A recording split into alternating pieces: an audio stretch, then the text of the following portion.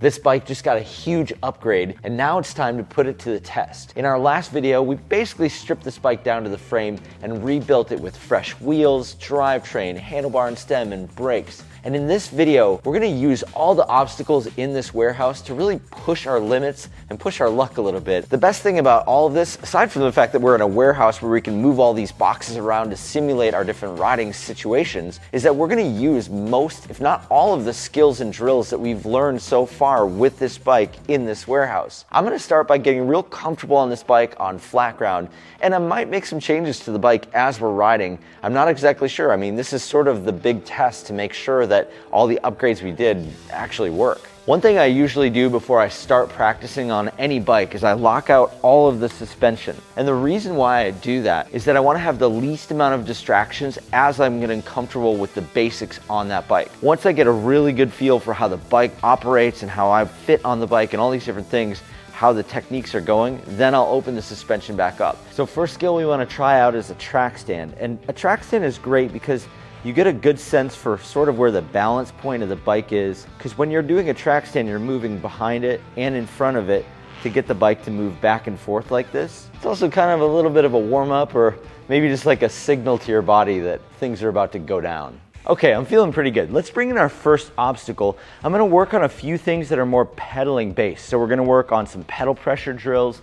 We're gonna work on pedal timing going up and coming off of obstacles, just to get a good sense for like what the right gear is and how I feel on this bike with the wheelbase itself. The reason why I always recommend that people ride curbs and small obstacles is not only because it's low consequence, which it is, but it really gives you a chance to get a lot of repetition on your timing and your technique. And that's the most important thing. When you're just out mountain biking and you hit something one time and you keep going, you're not really learning how to do it, you're just surviving it. Whereas if you get like 10 or 20 reps of something like this, it's gonna help you out way more. The other good thing about riding small obstacles like this is that you can kind of session them and try out different things that you might not try anywhere else. So let's try a few other things. Maybe a pivot on, a pivot off, some hops up and off, maybe a wheelbase hop off. I don't know, we'll see. This is a pretty long bike. That was a big one. You know what else we should work on? We should probably work on some balance on this bike, get a real good feel for all that as well. I've got just the thing.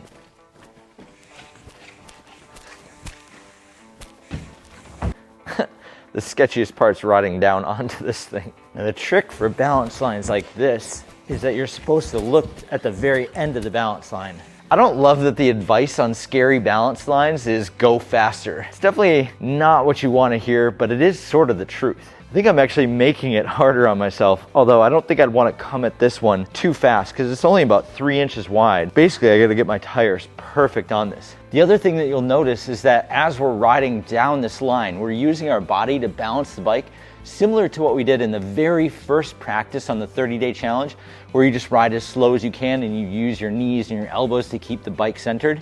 It's the exact same technique, just with a little bit more consequence. In case you were wondering, I'm in the 4th gear on my cassette back here, and that seems to be just about right. It's just a little bit lighter than the traditional wheelie gear. Normally I wheelie in a little bit heavier gear, but the 4th gear back here seems to be just right for that even pedal pressure and getting the power out of this wheel to do some of these kind of flat ground and low speed things. You might not know this, but all the boxes here in the warehouse actually have names. So we've been riding this 1-foot box here. This is Scrappy, and I made Scrappy from all the leftover parts when I was building this warehouse. But the box behind me here is called Large Marge, and Marge is 2 feet tall. So we're doubling the size of what we've been riding, which certainly raises the stakes. I want to see how this bike handles riding up bigger obstacles as well as off bigger obstacles. So we're going to push Scrappy out of the way for a little bit and give Marge a test. Okay, we've got this thing in place. Let's give it a quick drop off to get the ball rolling. I'm a little nervous on the ride up here. Let's start with a drop off and then we'll come back around to this.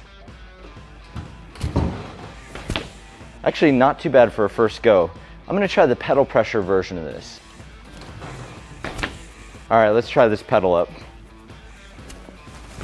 That was actually a fair bit easier and smoother than I thought it was going to be.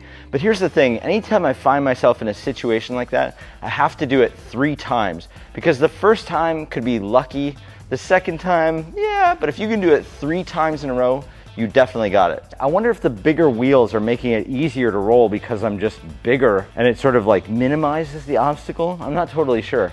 I can definitely feel the engagement from the Industry 9 wheels being so much stronger too. So it makes it so as soon as I put pedal pressure down, I'm getting the immediate action from the bike. Let's see, so we wheelied off, we pedal pressured off, we pedaled up onto it. What are some other ways we could drop? We could do a nose pivot drop off of this thing, which is sort of an interesting way to go. I've taught this on smaller obstacles, but you could definitely do it on here. Let me push it into a different position and then we'll do a nose pivot drop where we use our front wheel and we pivot our back wheel around to drop off. Okay, so we're gonna try the nose pivot off here, which means I'm about to jump sideways off this box. What I'm going to do is rock into a tiny endo to get my weight over the front wheel. Then I'm gonna push my back wheel over the edge, and then I'm gonna lift my front wheel up, which is gonna even the bike out and drop me straight down. This actually gives me an idea. I have a ramp over here and we could basically just make the worst switchback imaginable by putting it next to this. I did that in a previous video and it worked out pretty well, but let's see how it goes on bigger wheels. That looks terrible. So basically this is like a 180-degree switchback with no room for error. Seems about right. I guess we'll try up it and then we'll come back down it.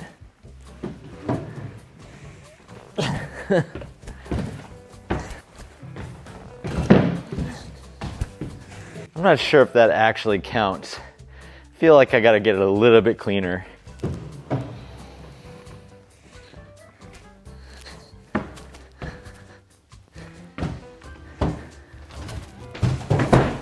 Let's see if we can get this in one pivot.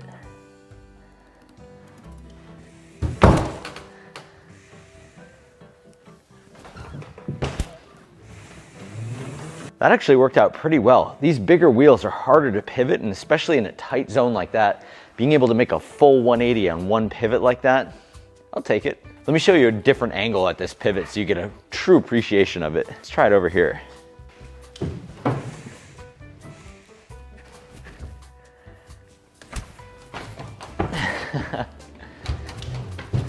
All right, let's see if we can get this in one pivot.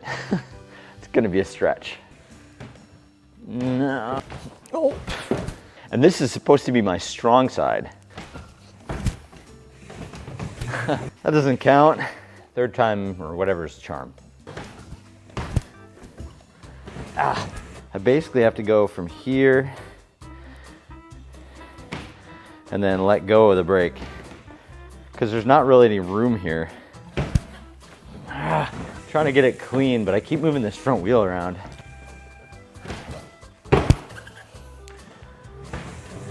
I'm gonna count it. Look how tight this 180 is. There's literally no room. And then you gotta be like, boom.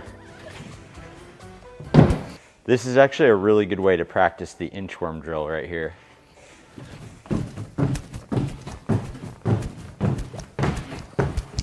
Well, since we got everything kind of set up here, I feel like maybe we could do a little bomb drop off this box here. I think there's enough room to get both wheels on it and do a pedal pressure to back wheel and then drop it down. Woo!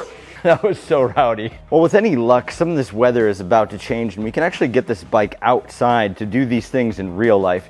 But today was kind of a good test just to see what we could do with this bike and how far we can push it. And I really built some confidence in some areas that maybe I wasn't as confident, specifically riding up and onto stuff that was a bit higher. So getting up onto Marge here with just a couple pedal strokes was a huge help for me, because now when I see larger obstacles, big rocks and logs and stuff, I'm gonna feel confident at that height where previously I definitely wouldn't have. So we got a lot of stuff done just on this little warehouse setup here, and hopefully weather improves enough that we can actually go out and ride next week.